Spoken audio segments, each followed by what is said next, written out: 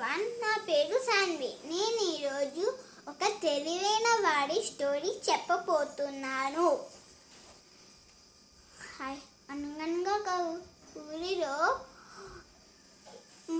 ఒక ఇద్దరు wife and husbands ముగ్గురు చాలా తెలివైన వాళ్ళు కొడుకులు ఉన్నవాళ్ళంట. వీళ్ళు వేరే దగ్గరికి వెళ్దామని వాళ్ళ పేరెంట్స్ పర్మిషన్ అడిగారు. వాళ్ళ పేరెంట్స్ ఓకే అన్నారు. వేరే ఊరికి వెళ్తున్నారు. మధ్యలో ఒక అడవిలో ఒక ఆయన వచ్చారు. మీరు నా గుర్రాన్ని చూసారా అని అడిగితే, మా గుర్రాన్ని చూసారా అని అడిగితే, మేము చూసాము, అది ఇటువైపు వెళ్ళింది అని ఫస్ట్ టైం చెప్పారు. దాని కన్ను గుడ్డిది కాబట్టి, అది ఇటువైపు వెళ్ళింది అని ఇంకో ఆయన చెప్తే, దాని కుడి కన్ను లేదు కదా, దానిపైన ఒక బాబుగులు ఉన్నారు కదా అని మూడు ఆయన చెప్పారు. మీకు ఇవన్నీ తెలుసు కదా, అది ఎటుపోయిందో చెప్పరా అంటే, అది ఇటుపోయింది అని అందరు చెప్తే, అందరు ఇటుపోయిందని చెప్పాడు. ఇటుపోయిందని చెప్తే, ఓ మరి అది ఇప్పుడు ఎక్కడుందో చెప్పరా, నా పైన చిన్న బాబు నన్ను మీరే కదా చెప్పారు, మాకు తెలీదు అని చెప్తే, మీరే కదా ఇప్పుడు ఇదంతా చెప్పారు, మళ్ళీ మీరే తెలియదంటే ఎలా అని ఆయన అడిగారు. ఈయనేం చెప్పారంటే, తెలీదు. మరి ఈయన అడిగారంటే, మరి మీరెలా చెప్పారు అని అడిగితే, మాకు తెలివితేటతో చెప్పాము అని అంటే,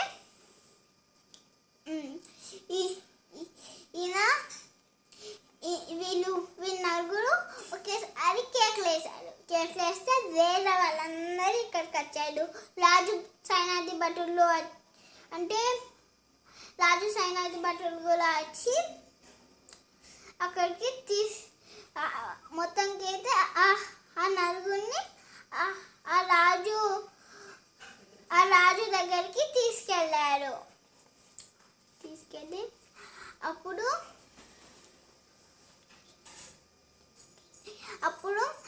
వీళ్ళు ఇప్పటి వరకు జరిగిందంతా చెప్పారు.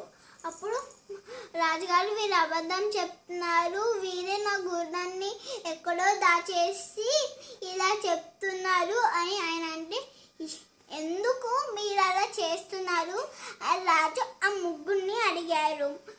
లేదు రాజా, మేము మా తెలివితేటలతో చెప్పాము ఈయనకి, ఆయన గుర్రం పెట్టిపోయింది, మేమేమి దాన్ని దాచలేరు రాజా అని చెప్తే, ఇలానా, అయితే మీ తెలివిని ఉపయోగించండి. నేను నీకు ఒకటి చెప్తాను, ఒక బాక్స్ తెస్తాను, దాంట్లో ఏముందో మీరు ముట్టుకోకుండా, దాన్ని ఏం చేయకుండా చెప్పాలి. ఆ బాక్స్లో ఉన్న బాక్స్ని అయితే ముట్టుకోవచ్చు అని చెప్తే, వీళ్ళు ముగ్గురు ఓకే అన్నారు. ఆ రాజు వేరే సైనాధి భటుడు చెవులోకి దగ్గరికి వెళ్ళి వేరేదేంటో చెప్పారు. రాజుగారు భటుడు దగ్గరికి వెళ్ళి ఆ భటుడు చెవిలో ఏదో చెప్పారు. భటుడు వేరే బాక్స్ని మోసుకొని వచ్చి వాళ్ళ దగ్గర పెట్టారు. అయితే దీంట్లో ఏముందో ఇప్పుడు మీ తెలివిని బట్టి చెప్పండి అంటే, ఫస్ట్ వాడు అన్నాడు, ఇది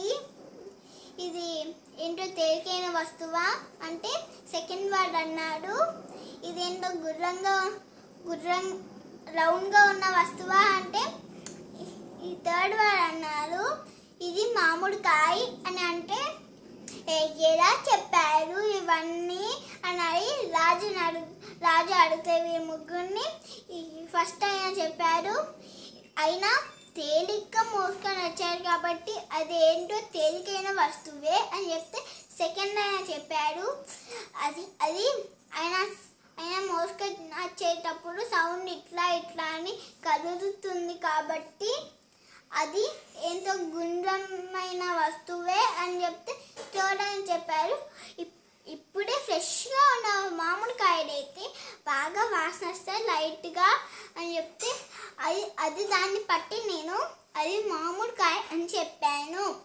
అయితే ఇప్పుడు రాజు అన్నాడు, ఇప్పుడు చెప్పండి ఆ గుర్రం ఎక్కడుందో ఆ బాబు ఎక్కడున్నారో అంటే ఇప్పుడు వాళ్ళిద్దరు నీళ్ళు తాగారు. ఆ గుర్రం ఏమో హ్యాపీగా నడుచుకుంటూ వచ్చింది. దాని కారు గుర్తులు కూడా దగ్గరగా పడ్డాయి కాబట్టి మేము అలా చెప్పాము రాజా. ఇప్పుడు అయితే గుర్రం ఎక్కడుందో చెప్పండి అని రాజు అడిగితే గుర్రమేమో వాళ్ళ దగ్గర ఉంది. ఈ పిల్లోడికి వాళ్ళ ఇల్లు రూట్ ఏంటో తెలుసు, గుర్రంకి కూడా తెలుసు. ఇప్పుడు వాళ్ళిద్దరూ ఇంటి దగ్గరికి చేరుకున్నారు అని అంటే ఆలోపే వేరే వాళ్ళు వచ్చి గుర్రం వచ్చింది మన ఇంటికి, గుర్రం వచ్చింది మన ఇంటికి, ఆ బాబు కూడా వచ్చారు మన ఇంటికి, బాబు కూడా వచ్చారు మన ఇంటికి అని గట్టిగా అరిస్తే అప్పుడు రీజన్ చెప్పమన్నారు రాజు. ఇప్పుడు ఆ గుర్రము హ్యాపీగా వెళ్ళింది కాబట్టి దాని కారు గుర్తులు దగ్గరగా పడ్డాయి కాబట్టి అది హ్యాపీగా వెళ్ళింది.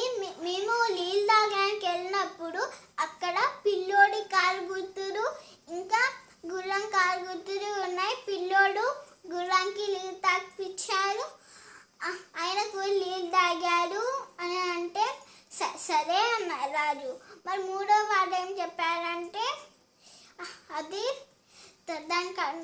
దాని కన్ను కనబడదు కాబట్టి అది వేరే దాని కన్ను కనబడే చోటు వెళ్ళింది. ఆ చోట్లో చిన్న ఆకులే చిన్న కొమ్మలే ఉన్నాయి.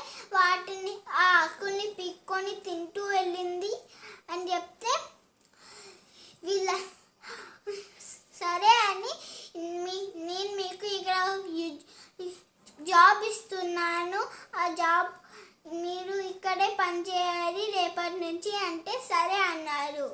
స్టోరీ అయిపోయింది. బాయ్.